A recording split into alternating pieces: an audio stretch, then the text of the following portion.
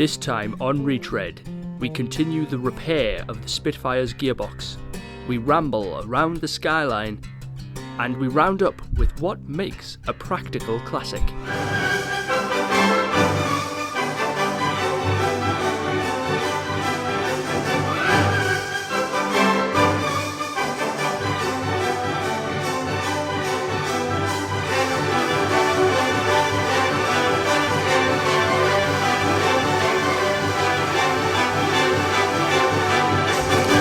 Welcome one and all to the second episode of ReTREAD, and as you can see, we're already learning. I haven't started eating the biscuit before I started talking. We're broadcasting this week from a secret facility somewhere in the region of Concert Airport, and you may notice that our fourth host Richard has been replaced by a tub of utterly buttery, a red nose and some glasses. Richard is running late. This is a common occurrence. Over to Richard. Yeah, over to Richard. Yes. So today we have the second segment of Phil's Spitfire. My gearbox has gone.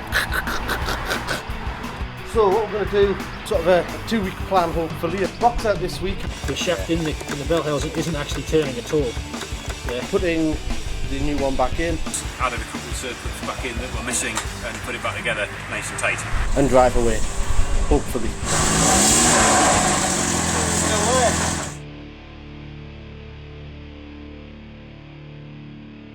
We have found the problem, well, one of the many problems, but we think we found the noise, and that is that the flywheel that you can just see in there is about a 0.5 mm, 4.5 movement on it. The flywheel isn't tight, and that, we think, is what's making all the horrible noise. You may recall that I said we could feel a little bit of play on the flywheel. Have a look at this. Obviously, we didn't have any reason to suspect this. You know, we found problems with the gearbox, we found problems with the slave cylinder. We fixed them, we put it back together. We didn't think anything, and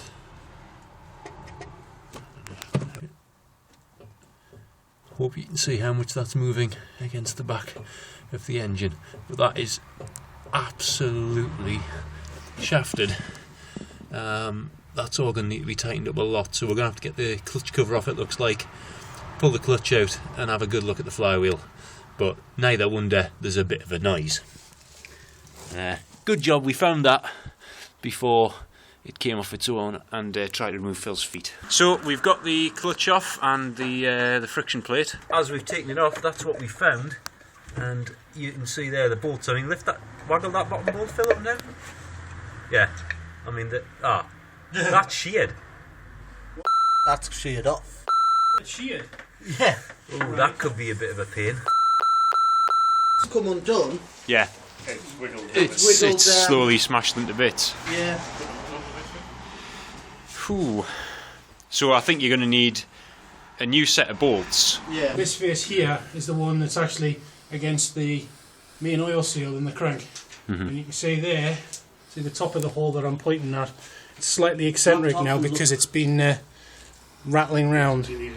So I would suggest for a proper belt and braces, I would say you want a new flywheel, because any movement on that, when you put it back, it might just come loose itself again. This is the front of the timing case that we've just put back on.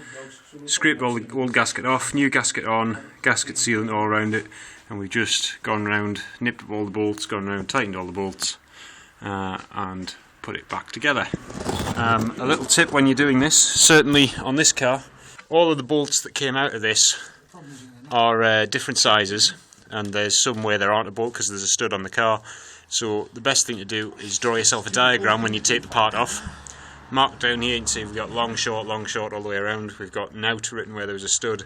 We've marked where the top was. So we've cleaned it all up and kept the map of where all the bolts went, so that when we put it back together, we don't have any problems.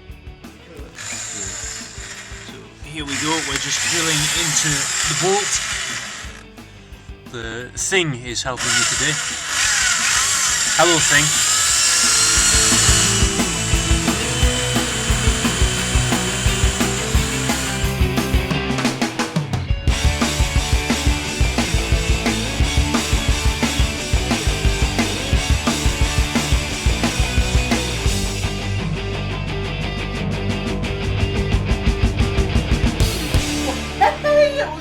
and so like Spitfires went for a big massive run, tried to find, well, missed it, Tricky here sort of said, oh, I know where there's some ice cream. We went along, and then on the way back, after there was no ice cream because he failed, some of us took a bridge a little bit too quickly.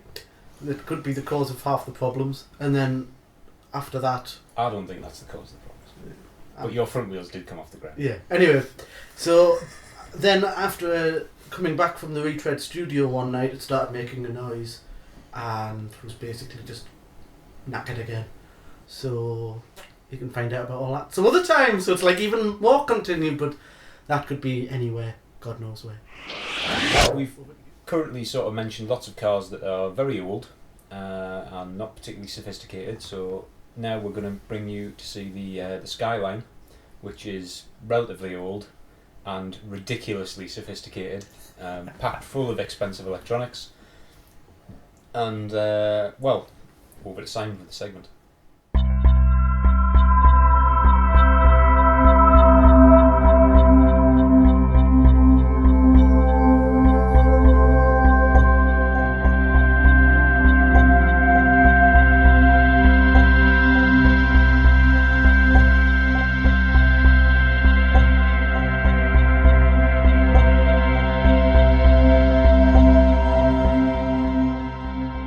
Okay, welcome to the Skyline section. This is an R33 GTS4. It's on an L plate, 1994 manufacture.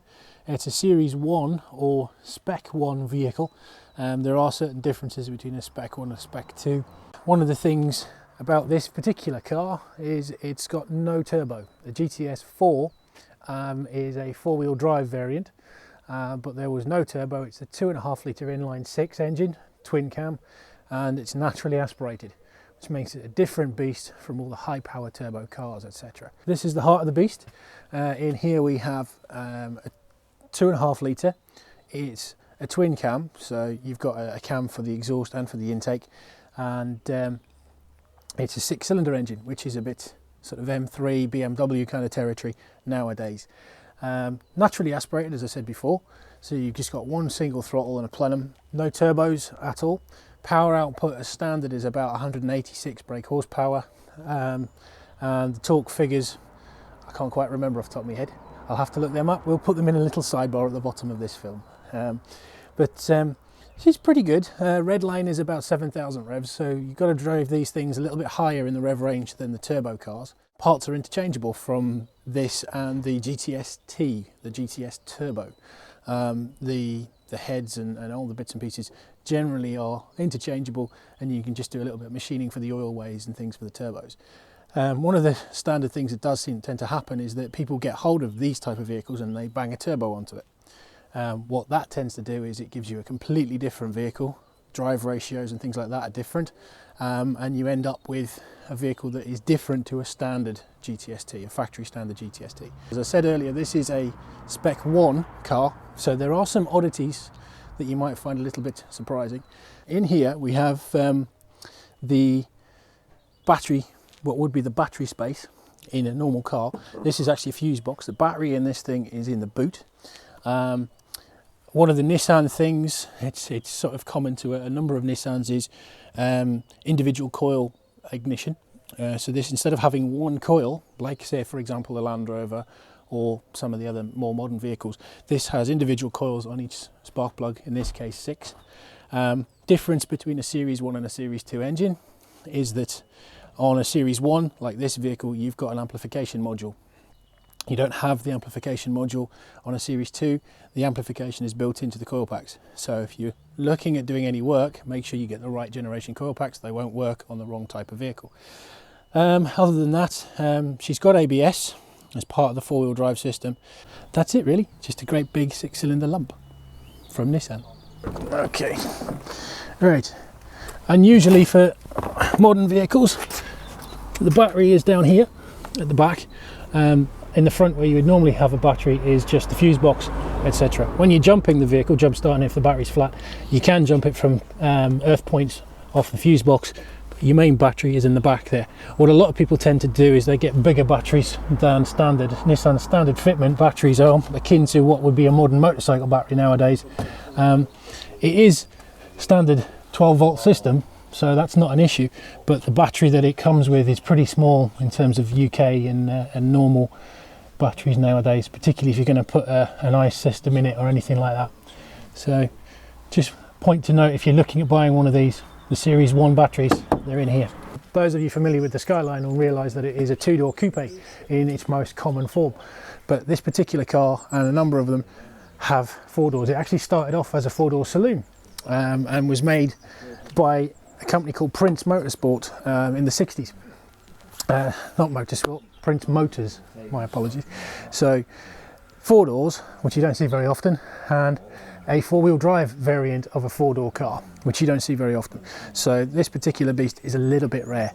Inside the vehicle, when you get in, you've got a limited slip light and you've got a four-wheel drive light. These are just basic indicator lights to tell you that the four-wheel drive system and the limited slip diff, the active limited slip diff, is actually working in the rear.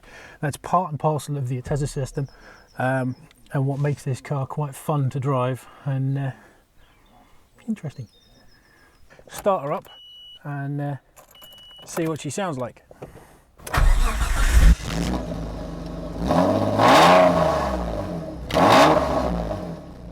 There we go, she's started up. Completely standard in here. This is factory standard for a Skyline.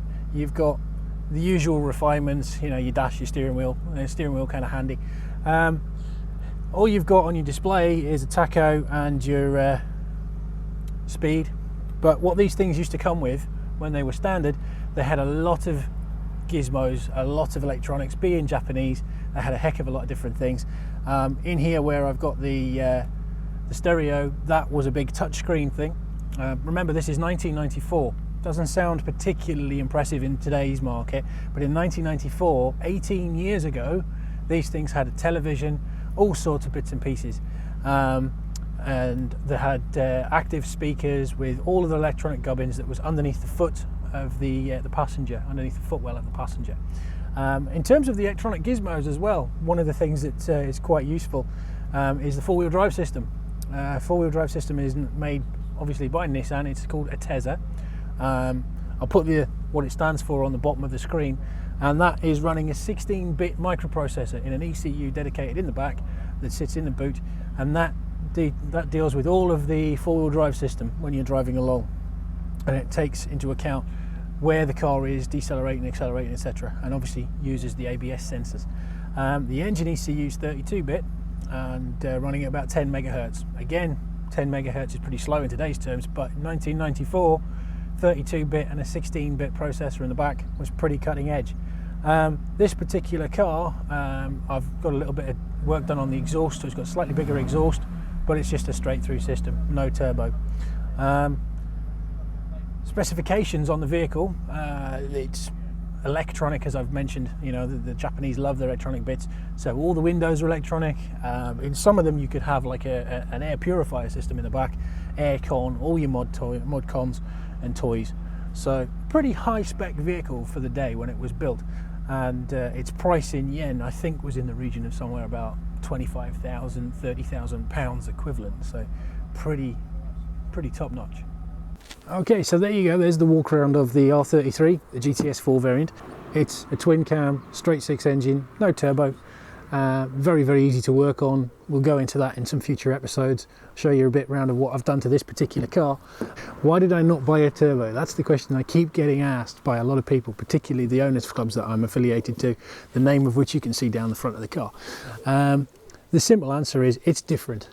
It's different. The whole thing about this car is it's different. It's four doors instead of two, it's four-wheel drive instead of two, there's no turbo instead of having one. It just stands out a little bit, and it's a little bit more fun. For those of you that are economically minded as well, it's just a tiny bit less expensive to run than a turbo car. But I like it, and I hope you do too. So, that vehicle, it's the opposite of the owner, isn't it? Not very old and sophisticated. Over to you. Oh, thanks very much for the compliment. It's very different, it's very sophisticated compared to the other two that we've looked at.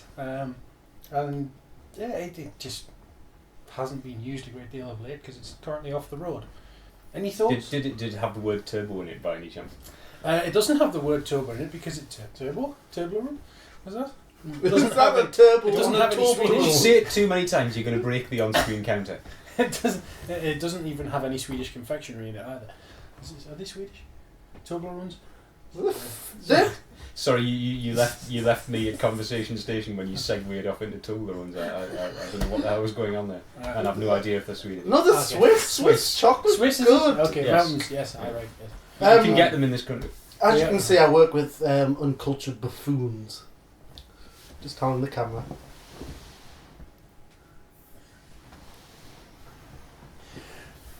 So, what are we going to... I'm just maintaining the fiction that he's with us. Well, he's with us in spirit, if not in body. You know, He's not eating his biscuit. he's not, is he? Yeah. It's about as lively as he normally is. There we go. I just helping him out there. Alright. So, anyway, any thoughts on the Skyline? You know, aside from the turbo issue, you know, comparative with your vehicles? It sounds expensive. Yes, it is. We have something known as Skyline tax. Sorry, Mr. Director has just found images of Toblerone on his iPad and is showing them to us. Just you carry on. I'm just going to prove that my tablet can do it as well. Where were we? Yes, expensive. Yes, Skyline's basically it's a car, obviously, and all the bits when you start going into it, they can be interchanged with other types of car in Nissan's range of the same years. But because it's got that word Skyline was something called Skyline tax, you can add another couple, if I get my teeth in right, of zeros to the cost of things.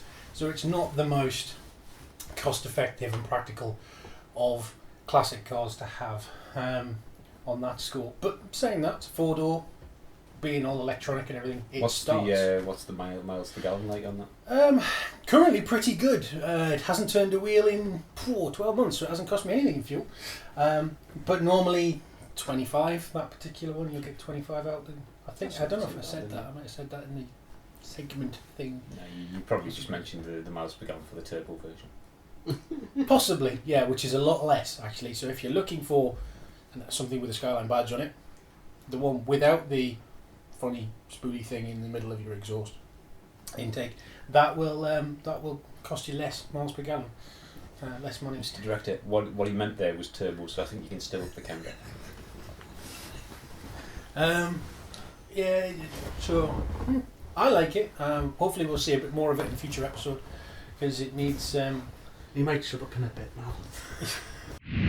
Hello and welcome to the first segment in what we're going to call ReTREAD Randoms, little bits and pieces of information that don't really fit anywhere else about things that you may be interested in. Obviously we're working on motors, so tools. This is the kind of stuff that you're going to need. In addition to the basic stuff then, we've got the sockets that you'll need, various varieties, some torque wrenches, you don't get them in normal toolkits, and a big bar. Obviously you're going to need some lubrication, so grease, WD-40 is always a winner, and then you've got drain plugs for doing oil changes. So there's an overview of the basic toolkit to do the everyday type of jobs on a vehicle. Of course, there are other things as you go further into working on these vehicles and projects and whatever you have. So here's the sort of stuff that you might want to get as your skills advance. You've got the electrics up there with a compression tester and spring compressors and a brake service kit. Obviously batteries and doing electrical stuff. And then if you're getting into bodywork, big power tools, grinders, hammers, that kind of stuff. And paint prep is always going to use things like the sander. Right, now you've seen a look around the tool kits that you can have, the different things that you're going to need potentially depending on what work you're doing. Of course, if you have a collection of tools, as they grow, as they get bigger, you're going to need somewhere to put them. Tool cabinets, they start around about 60 quid for an entry level one, up to 500 for professional level if you want to go that far. So now we'll go back to the studio, presumably for the rest of them, take the mickey out of what I've just said.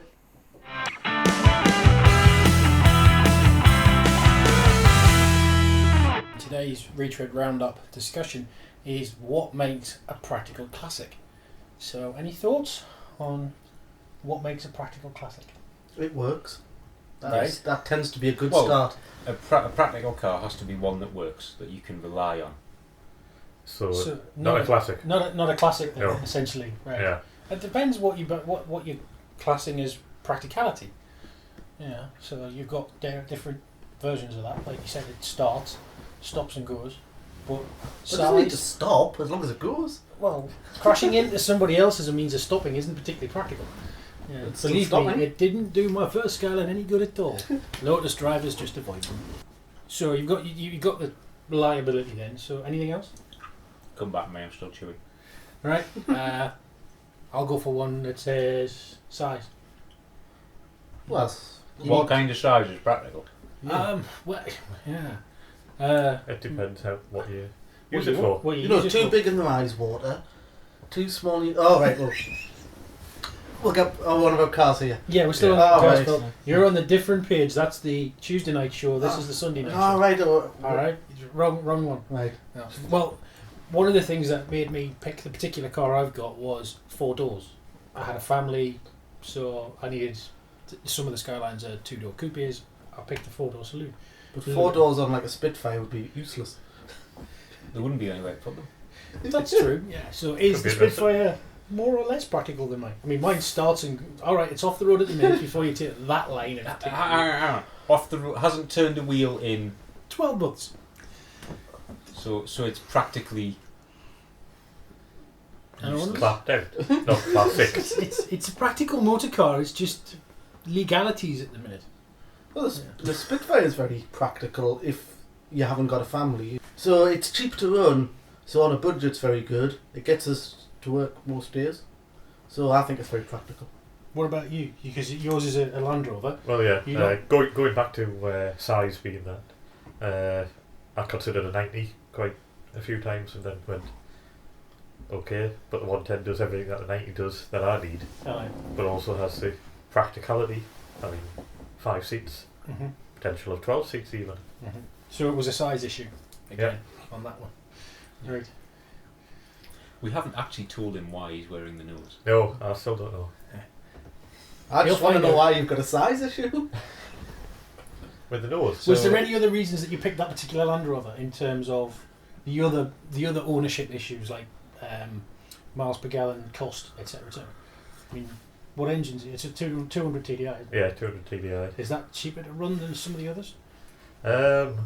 Again, practicality, It sounds weird. cheapness. I know it sounds really bad through this. You can nose. take the nose off now. Thank you. The nose has it. He won by a nose.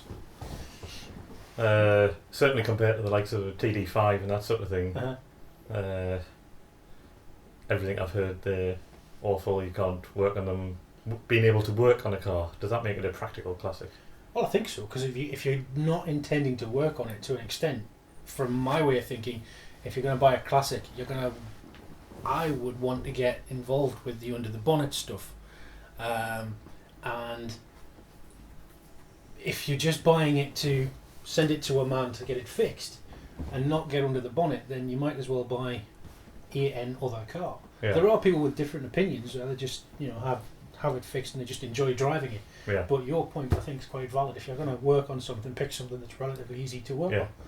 So 200 TDI is one of the best, easiest engines to work on. yeah, So- Anyway, you have lots of issues with practical classic anyway, don't you? Just because every shop I go into does not have that particular magazine, and you all seem to be able to find it easily. Thousands of copies. Thousands, hundreds. You go porno Hundreds is less mags, than thousands. the other stuff, then practical They classics. never have. You know, you're looking at the top shelf, it's not there. it's not going to be on the top. It's not with the boobies. I can't. All the see ones that below- far down. all the I'm ones tall. below. I can't help it. Our Women's Weekly TV mags. Mhm.